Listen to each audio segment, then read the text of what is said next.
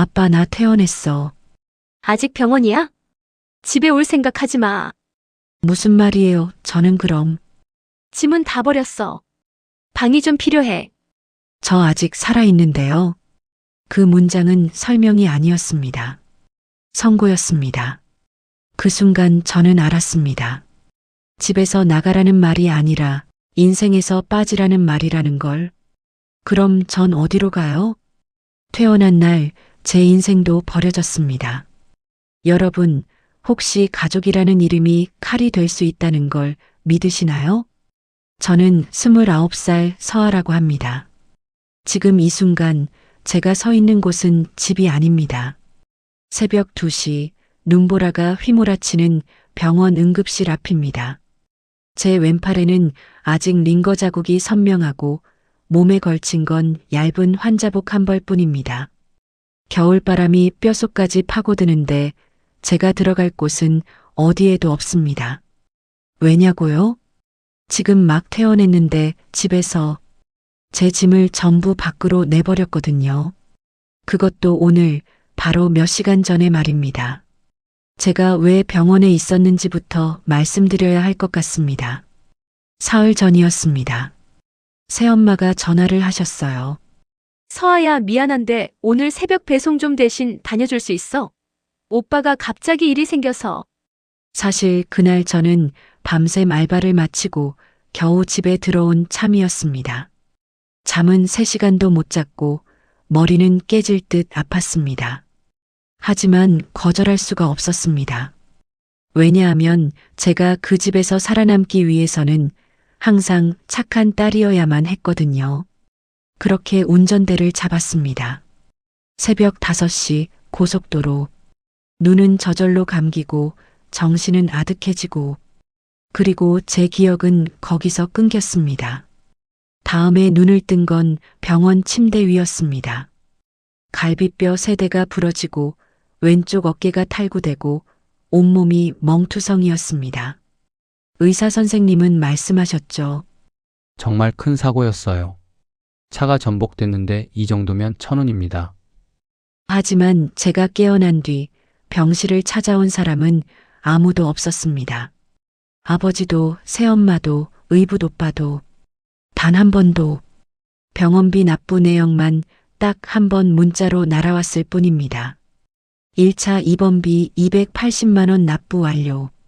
네 이름으로 되어 있으니 퇴원할 때 정산해. 그때는 몰랐습니다. 이게 시작이었다는 걸. 퇴원 날짜가 잡혔습니다. 저는 설레는 마음으로 아버지께 전화를 드렸습니다. 아빠, 내일 퇴원이래요. 와서 좀 데려다 주실 수 있으세요? 전화기 너머로 들린 건 무겁고 긴 한숨이었습니다. 아, 그래, 알았다. 내일 얘기하자. 그리고 그 내일이 왔습니다. 퇴원 수속을 마치고 병원 로비에서 아버지를 기다렸습니다. 1시간, 2시간. 전화는 받지 않으셨습니다. 그때 새엄마한테서 전화가 왔습니다. 아직 거기 있어? 서아야, 집에 올 생각하지 마. 제 심장이 얼어붙는 것 같았습니다. 네, 무슨 말씀이세요? 네가 사고 내서 집안 분위기 다 망쳤잖아. 이제 우리도 정리할 건 정리해야 할 것 같아. 네 짐은 다 정리했어. 정리했다고요? 저는 떨리는 손으로 아버지께 다시 전화를 걸었습니다.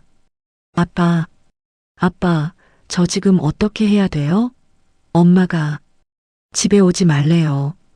아버지의 목소리는 차갑고 무거웠습니다. 서아야, 지금은 상황이 안 좋아. 조용히 좀 나가 있어. 아빠가 어떻게든 해볼 테니까. 그리고 전화는 끊겼습니다. 제 아버지가 저를 버렸습니다. 저는 정신없이 집 CCTV 앱을 열어봤습니다. 화면에 보이는 건 제 방에 있던 침대, 책상, 옷장이 전부 현관 밖으로 나와 있는 모습이었습니다. 그냥 밖에 던져진 게 아니었습니다. 비닐로 대충 덮어놓고 그 위에 무단 투기 금지라는 팻말까지 세워져 있었습니다. 그리고 새엄마가 보낸 사진 한 장. 네 짐 정리 끝났어. 오빠가 그 방 쓸 거야. 이해해줘. 그 순간 저는 세상이 무너지는 걸 느꼈습니다. 병원 로비 한가운데서 사람들이 지나다니는 그곳에서 저는 그대로 주저앉아 울었습니다. 소리 없이 하지만 온몸을 떨면서 퇴원했는데 갈 곳이 없었습니다. 집이라고 부르던 곳에서 쫓겨났습니다. 가족이라고 믿었던 사람들이 저를 버렸습니다. 그것도 제가 가장 아프고 약할 때 밤이 깊어갔습니다. 병원 로비에서도 쫓겨날 시간이 다가왔습니다. 보안 아저씨가 조심스럽게 다가와 말씀하셨죠. 아가씨, 여기는 밤 12시 넘으면 문 닫아요. 집에 가셔야죠. 집이요? 제게 집이 어디 있나요? 그렇게 저는 새벽 2시 눈 내리는 병원 응급실 앞에 서 있게 되었습니다. 손에는 작은 가방 하나. 그 안에는 겨우 몇 벌의 옷과 핸드폰 충전기, 그리고 병원에서 받은 약봉지가 전부였습니다. 29회를 살아온 제 인생의 무게가 그 작은 가방 안에 다 들어가 있었습니다. 이게 제 인생의 전부였습니다. 그때였습니다. 누군가 제 어깨를 톡톡 두드렸습니다. 아가씨, 여기 이렇게 서 있으면 얼어 죽어요. 일단 따뜻한 데 가서 생각하세요. 돌아보니 50대쯤 되어 보이는 아주머니와 아저씨가 서 계셨습니다. 두 분 다 앞치마를 두르고 계셨고 손에는 김이 모락모락 나는 국그릇을 들고 계셨습니다. 우리 병원 앞에서 24시간 국밥집 해요. 배고프죠? 일단 뭐라도 좀 먹고 생각해요. 그렇게 저는 생전 처음 보는 두 분을 따라 국밥집으로 들어갔습니다. 그때는 정말 몰랐습니다. 이 두 분이 제 인생을 완전히 바꿔놓을 거라는 걸. 국밥집 안은 따뜻했습니다. 새벽 2시인데도 손님이 몇 명 있었습니다. 야간 트럭 기사님들, 밤샘 근무를 마친 간호사님들, 모두들 묵묵히 국밥을 먹고 계셨습니다. 아주머니가 제 앞에 뜨끈한 국밥 한 그릇을 놓으셨습니다. 천천히 드세요. 돈은 됐으니까 신경 쓰지 말고. 저는 그제야 제가 얼마나 배가 고팠는지 깨달았습니다. 병원에서 나온 이후로 아무것도 먹지 못했거든요. 한 숟가락 떠서 입에 넣는 순간 눈물이 주르륵 흘러내렸습니다. 왜 우는지도 모르겠고 멈출 수도 없었습니다. 아저씨가 제 맞은편에 앉으시며 조용히 물으셨습니다. 집안일인가요?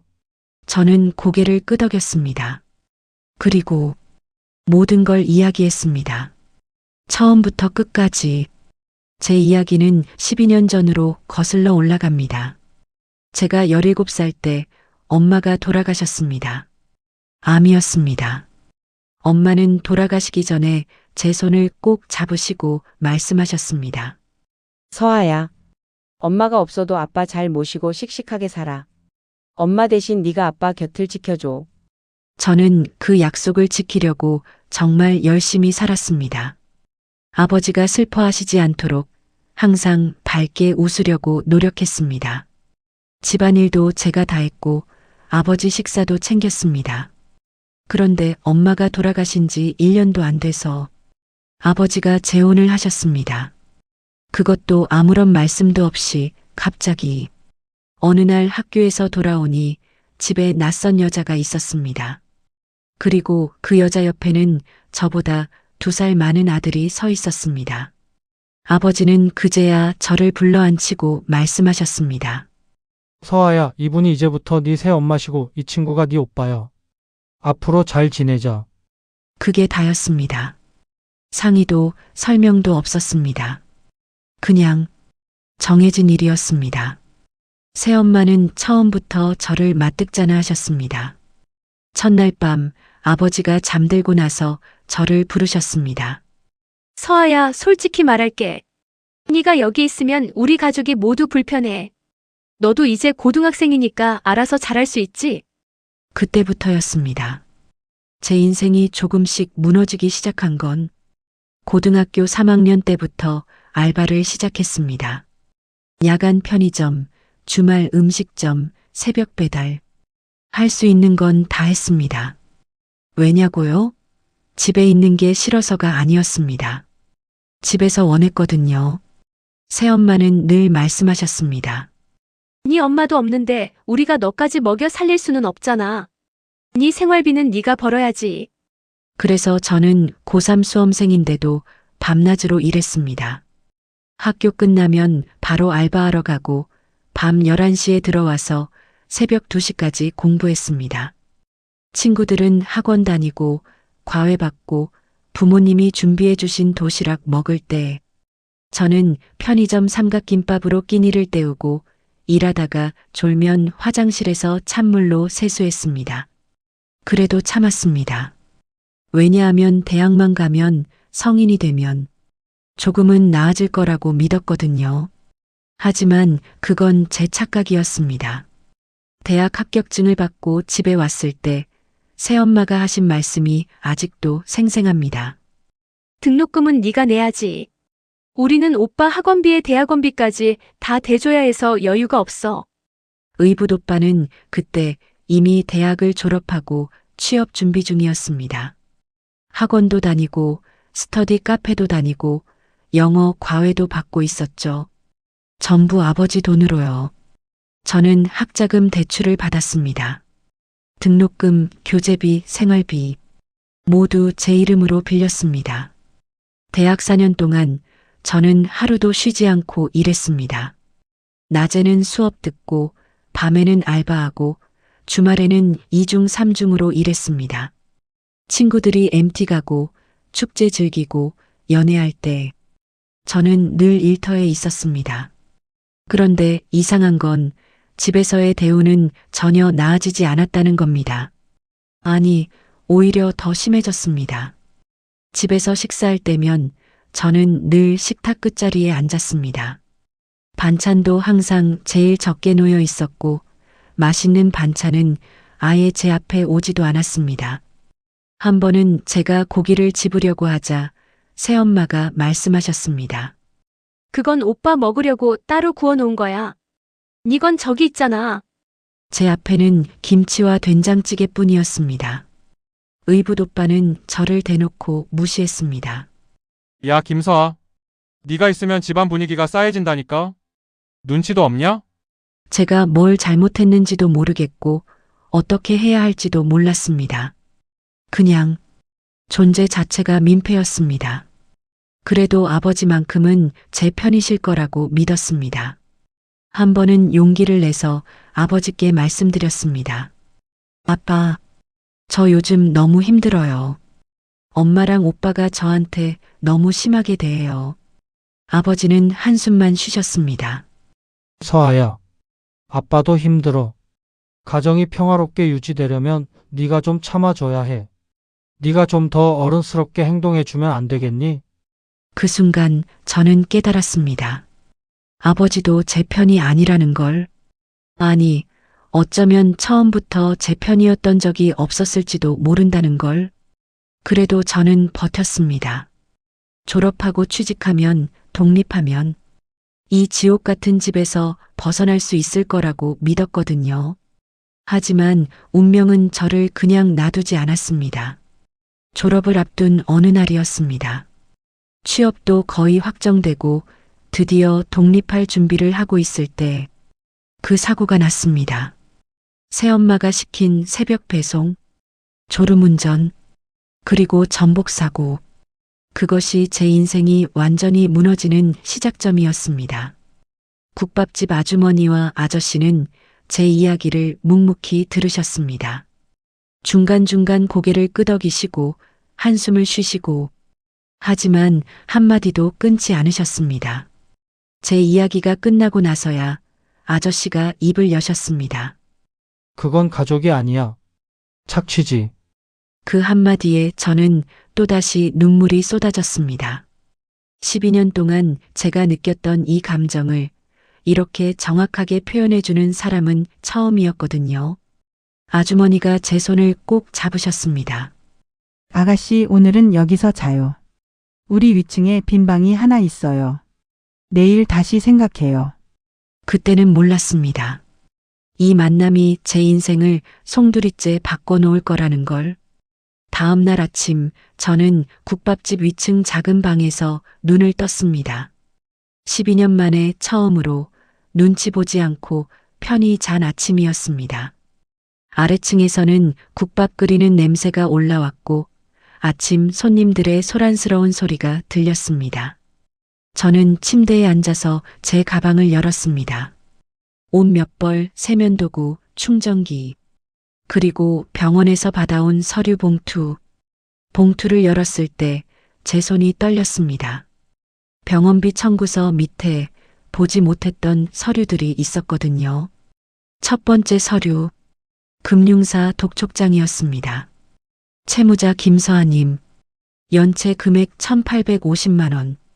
즉시 납부 바랍니다. 1,850만 원?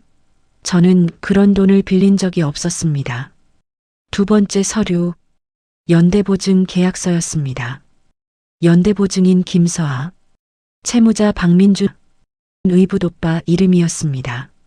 세 번째, 네 번째, 다섯 번째, 모두 제 이름으로 된 보증 서류들이었습니다. 총액을 계산해 보니 3,200만 원이 넘었습니다. 손이 덜덜 떨렸습니다. 언제 이런 서류에 도장을 찍었던가 기억을 되짚어 봤습니다. 그리고 기억났습니다. 작년 봄이었습니다. 새엄마가 저를 부르셨습니다. 서아야, 이것 좀 도장 찍어줄래? 오빠가 사업 시작하는데 형식상 필요한 거래. 저는 그때 아무 생각 없이 도장을 찍었습니다. 가족이 부탁하는데 거절할 이유가 없다고 생각했거든요. 그게 2번, 3번, 4번. 그렇게 반복됐습니다. 저는 이미 희생양으로 팔려 있었던 겁니다. 더 충격적인 건 마지막 서류였습니다. 사고 당일 병원 침대에서 쓴 제 서명이 있었습니다. 그날의 기억이 떠올랐습니다. 사고 직후 의식이 몽롱한 상태에서 아버지가 병실에 오셨습니다. 유일하게 찾아오신 날이었죠. 그때 아버지가 서류 한 장을 내밀며 말씀하셨습니다. 서아야, 이것만 좀 병원비 처리하려면 필요한 거야. 네가 서명해야 보험 처리가 돼. 저는 고통으로 제대로 생각할 수도 없는 상태에서 떨리는 손으로 서명했습니다. 그게 또 다른 연대보증 서류였습니다. 저는 서류를 들고 아래층으로 내려갔습니다. 국밥집 아주머니와 아저씨께 보여드렸습니다. 두 분은 서류를 보시더니 얼굴이 굳어지셨습니다. 이건 협박이야. 선택이 아니라. 아주머니가 제 손을 꼭 잡으셨습니다. 아가씨, 이 사람들은 처음부터 당신을 이용할 생각이었어요. 가족이 아니에요. 그 말을 듣는 순간 저는 무너졌습니다. 12년간 참아왔던 모든 감정이 한꺼번에 터져 나왔습니다. 분노, 슬픔, 배신감, 허망함. 그리고 무엇보다 제 자신에 대한 분노. 왜 진작 눈치채지 못했을까? 왜 계속 당하기만 했을까? 왜 그렇게 순진했을까? 그때 제 휴대폰이 울렸습니다. 새엄마였습니다. 서아야, 너 지금 어디 있어? 당장 집에 와. 네가 서명한 서류 때문에 금융사에서 연락 왔어. 네가 책임져야지. 저는 전화를 끊어버렸습니다. 생전 처음으로 거부했습니다. 하지만 연락은 계속 왔습니다. 새엄마, 의붓오빠, 그리고 아버지의 문자였습니다. 서아야, 아빠다. 내가 지금 힘든 건 아는데 가족이잖아. 오빠 좀 도와줘야지. 이번만 넘기면 다 잘 될 거야. 가족이라는 말. 그 말이 이제는 칼처럼 느껴졌습니다. 그때 병원에서 전화가 왔습니다. 김서아 환자분 본인이시죠? 추가 검사 결과가 나왔는데 상태가 심상치 않습니다. 빨리 오셔야 할 것 같습니다. 아주머니와 아저씨가 저를 차에 태우고 병원으로 달려갔습니다. 병원 상담실에서 의사 선생님이 말씀하셨습니다. 환자분, 혈액 검사 결과가 특이하게 나왔습니다. 희귀 혈액형의 특정 유전 표지가 있는데 이건 매우 드문 케이스입니다. 그 말을 듣던 아주머니가 갑자기 휘청거리셨습니다. 여보, 괜찮아? 아저씨가 아주머니를 부축하셨습니다. 아주머니의 얼굴은 새하얗게 질려 있었습니다. 그리고 아주머니가 제 손목을 보셨습니다. 거기에는 어렸을 적 뜨거운 물에 데웠던 작은 화상 흉터가 있었습니다. 달 모양의 작은 흉터. 아주머니가 주저앉으셨습니다. 이건 우리 애도 똑같은 데 있었어. 그 순간 세상이 멈춘 것 같았습니다. 병원 상담실이 숨막히게 조용해졌습니다. 아주머니는 의자에 주저앉아 눈물을 흘리고 계셨고 아저씨는 제 어깨를 붙잡은 채 말을 잇지 못하셨습니다. 저는 무슨 일인지 알 수가 없었습니다. 아주머니, 무슨 일이세요? 아주머니가 떨리는 목소리로 말씀하셨습니다. 서아 씨 혹시 태어난 곳이 어디예요? 잘 모르겠어요. 어렸을 때 기억이 별로 없어서 아버지도 그냥 여기저기 이사 많이 다녔다고만 하셨어요.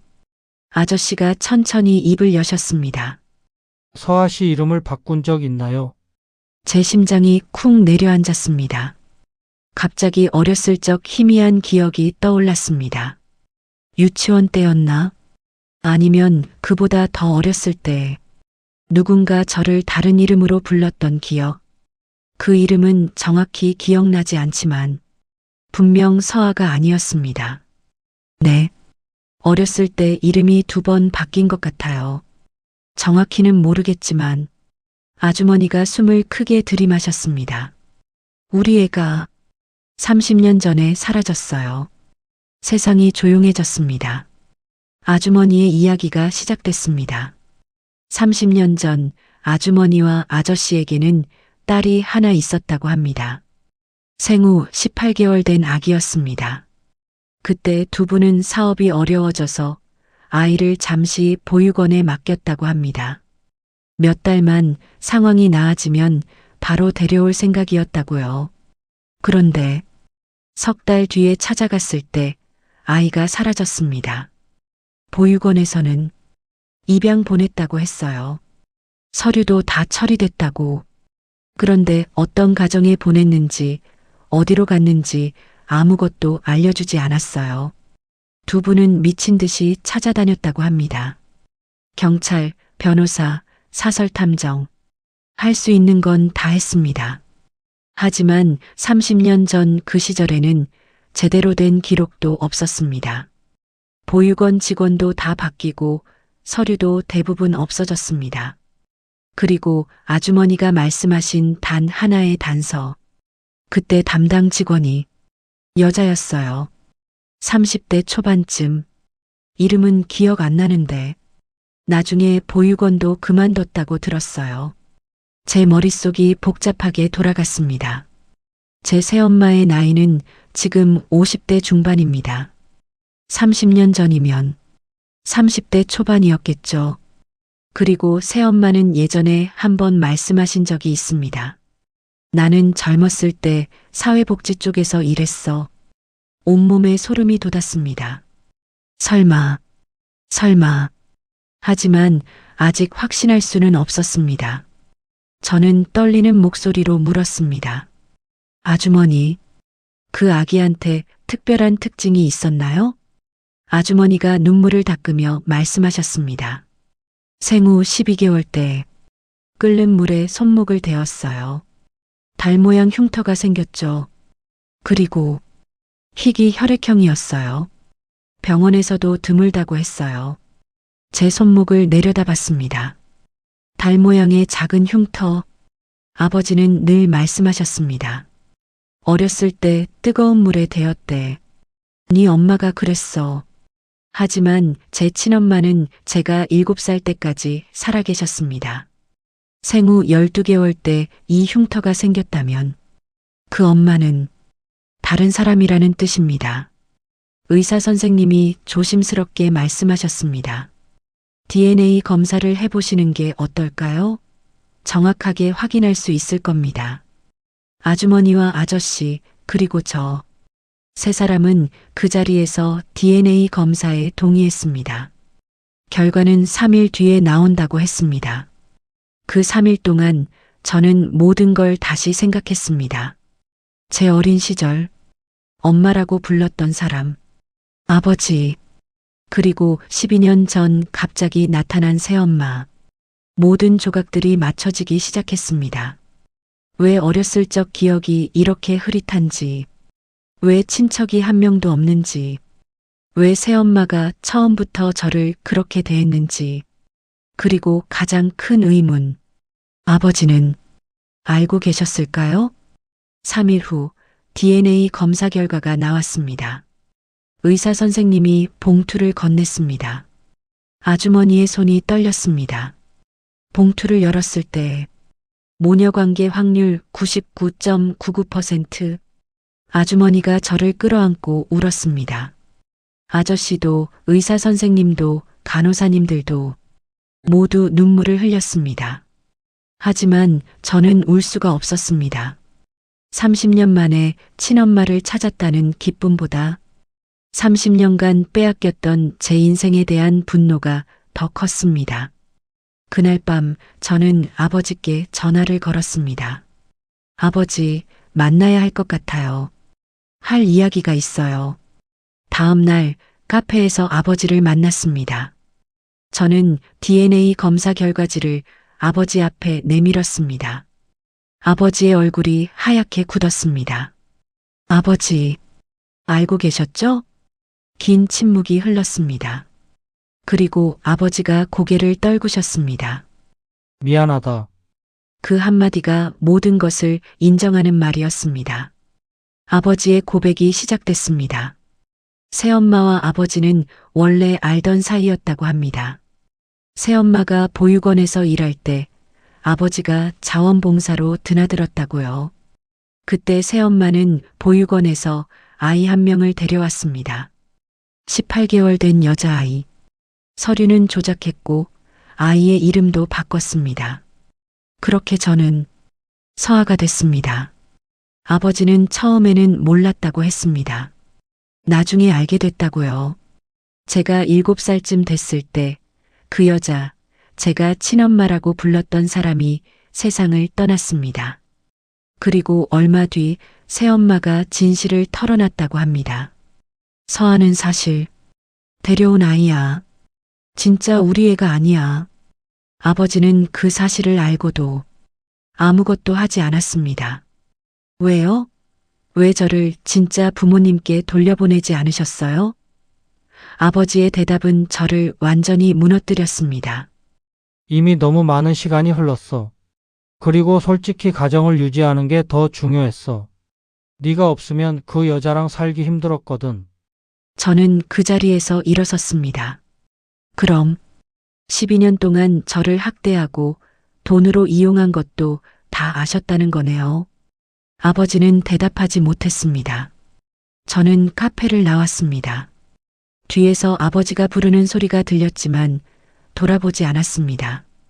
그날 저는 모든 것을 잃었고 모든 것을 얻었습니다. 30년간의 거짓말, 12년간의 학대, 그리고 제 진짜 가족. 진실을 알고 난 뒤 저는 모든 것을 정리하기로 결심했습니다. 제 진짜 엄마 아빠와 함께 변호사 사무실을 찾아갔습니다.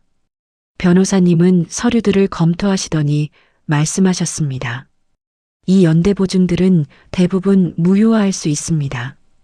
특히 사고 직후 의식이 명료하지 않은 상태에서 서명한 건 명백한 강요로 볼 수 있고요. 법적 절차가 시작됐습니다. 모든 보증 계약 취소 요청, 그리고 유괴, 신분위조, 사기에 대한 고소장 제출. 새엄마와 의붓오빠는 완전히 발광했습니다. 매일같이 전화와 문자가 왔습니다. 서아야, 미쳤어? 우리가 너 키웠잖아. 은혜를 원수로 갚냐? 넌 우리 인생 망쳤어. 이제 우리가 어떻게 살라고. 협박도 있었고 회유도 있었습니다. 하지만 저는 더 이상 흔들리지 않았습니다. 모든 통화는 녹취했고 문자는 캡처했습니다. 변호사님의 조언대로 증거를 철저히 모았습니다. 그러던 어느 날 아버지가 직접 찾아오셨습니다. 국밥집 앞에서 저를 기다리고 계셨습니다. 많이 늙으신 것 같았습니다. 서아야, 아빠 좀 봐줘. 그래도 네가 크는 걸 봤잖아. 나도 네 아버지야. 저는 차갑게 대답했습니다. 아버지 역할을 하신 적은 없잖아요.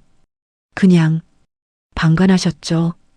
저를 지켜주지도 보호하지도 않으셨어요. 아버지는 아무 말도 하지 못하고 돌아가셨습니다. 법원 판결이 나왔습니다. 새엄마는 유괴, 신분위조, 아동학대 혐의로 실형을 선고받았습니다. 의붓오빠는 사기 방조 혐의로 집행유예. 그리고 모든 연대 보증은 무효 처리됐습니다. 하지만 제가 원한 건 처벌이 아니었습니다. 제 인생을 되찾는 것이었습니다. 진짜 제 부모님은 저를 법이나 돈으로 품지 않으셨습니다. 그냥 삶으로 품어주셨습니다. 엄마는 매일 아침 제가 좋아하는 음식을 만들어 주셨고, 아빠는 저와 함께 국밥집 일을 하며 천천히 대화를 나누셨습니다. 두 분은 한 번도 제게 30년을 보상하려 하지 않으셨습니다. 대신 지금부터 하루하루를 함께 살아가자고 하셨습니다. 어느 날 아침이었습니다. 저는 평소처럼 국밥집 일을 도우려고 앞치마를 메고 있었습니다. 그때 엄마가 제 손을 잡으셨습니다. 서아야, 오늘은 앞치마 벗어. 네가 손님으로 앉는 날이야. 네. 30년 동안 너는 늘 누군가를 위해 일했잖아. 이제는 네가 대접받을 차례야. 저는 생애 처음으로 손님 자리에 앉았습니다. 엄마가 직접 끓여주신 뜨끈한 국밥 한 그릇이 제 앞에 놓였습니다. 천천히 먹어. 오늘은 네가 손님이야. 그 한 그릇의 국밥을 먹으며 저는 깨달았습니다. 가족이란 피가 아니라 마음이라는 것을. 이제 저는 더 이상 누군가의 짐이 아닙니다. 누군가의 도구가 아닙니다. 누군가의 희생양이 아닙니다. 저는 김서아입니다. 그리고 누군가의 소중한 딸입니다. 여러분, 제 이야기를 끝까지 들어주셔서 감사합니다. 이 이야기를 하면서 저는 많은 것을 깨달았습니다. 첫째, 가족이라는 이름이 때로는 가장 잔인한 무기가 될 수 있다는 것. 가족이니까, 피를 나눴으니까라는 말로 많은 사람들이 참아왔습니다. 하지만 진짜 가족이라면 그런 말이 필요 없습니다. 진짜 가족은 말이 아니라 행동으로 증명됩니다. 둘째, 착한 것과 당하는 것은 다르다는 것. 저는 12년 동안 착한 딸이 되려고 노력했습니다. 하지만 그건 착한 게 아니라 그냥 당한 거였습니다. 진짜 착함이란 자신을 지키면서도 타인을 배려하는 것입니다. 자신을 희생하는 게 아니라요. 셋째, 늦었다고 생각할 때가 가장 빠를 때라는 것. 저는 30년을 잃었습니다. 하지만 그래도 지금이라도 진실을 알게 된 것이 다행입니다. 평생을 모르고 살았을 수도 있었으니까요. 넷째, 진짜 사랑은 조건이 없다는 것. 제 진짜 부모님은 30년을 기다리셨습니다. 저를 찾지 못할 수도 있었는데 포기하지 않으셨습니다.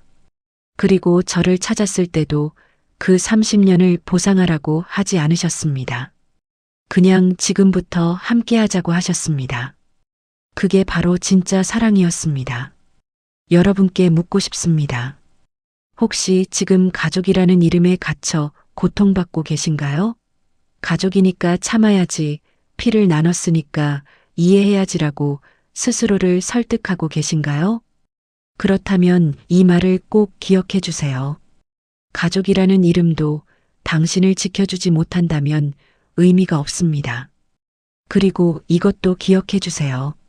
피보다 진한 건 함께 흘린 땀과 눈물입니다.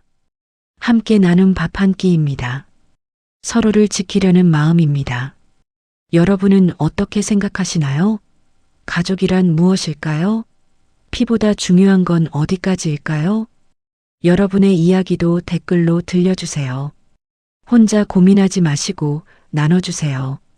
여러분의 이야기가 누군가에게는 큰 위로가 될 수 있습니다. 그리고 이 영상이 도움이 되셨다면 좋아요와 구독 버튼을 눌러주세요. 여러분의 작은 관심이 더 많은 사람들에게 이 이야기를 전할 수 있습니다. 긴 이야기 끝까지 들어주셔서 진심으로 감사드립니다. 여러분 모두 행복하시길 바랍니다. 그리고 진짜 가족을 만나시길 바랍니다.